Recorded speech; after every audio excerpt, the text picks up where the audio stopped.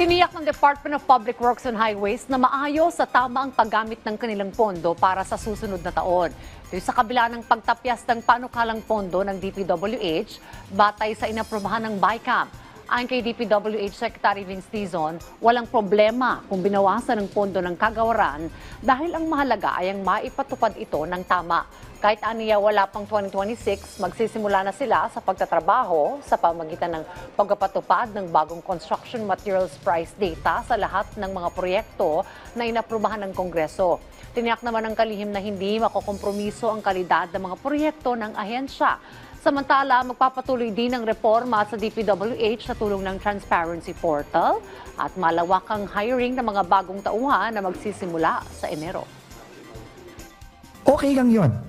Kasi naniniwala ako, naniniwala ang Pangulo at naniniwala din ang Kongreso na ang importante sa budget ay maglinis siya at ma-implement siya ng tama. Di ba? Ang budget per se, hindi masama. Di ba?